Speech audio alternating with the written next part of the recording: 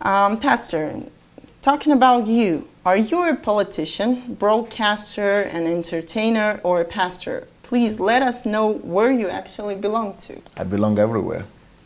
I'm all of the above and more. I'm very surprised and really amazed at the fact that some Christians, some categories of Christians would like to categorize me and make me be in some boxes.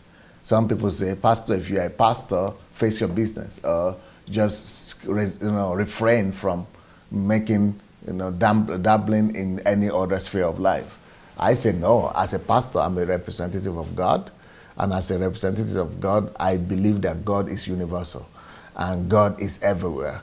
God is omnipresent, and if He is omnipresent and I represent Him, I must make Him be present everywhere. I must make sure that I reflect Him everywhere. So as a pastor and as a minister, my own understanding is that my place is not just behind the pulpit.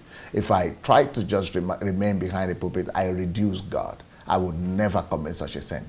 My calling is to reveal God everywhere, including the pulpit. The pulpit is just one of the places where God is revealed. I reveal God like Paul in politics, in literature, in writing, in entertainment, in the art, in culture.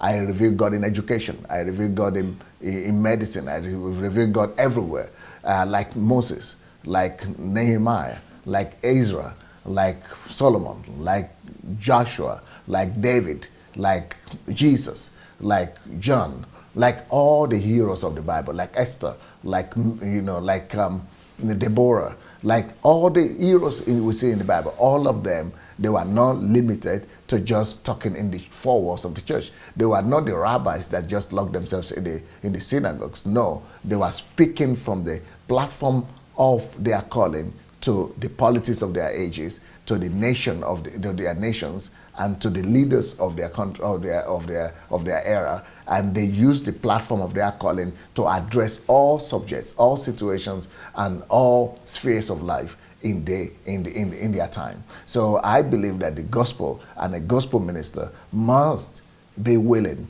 to address all questions in all spheres of life and reveal and take God to be reflected in every sphere of life, including politics, including education, including media, including art, including culture, including entertainment, including sports.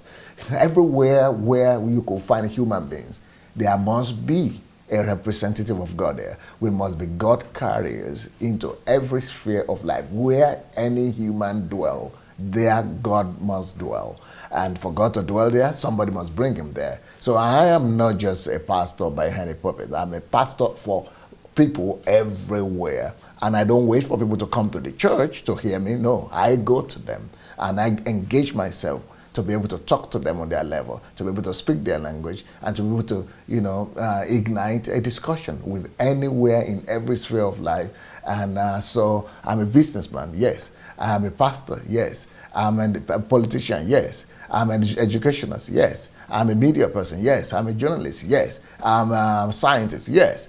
I carry God everywhere. And for me to be able to carry God everywhere, I must equip myself. I must make myself good enough. I must become, competent in all spheres and all areas of life so that I could address those areas and bring God there and be good enough for people to listen to me.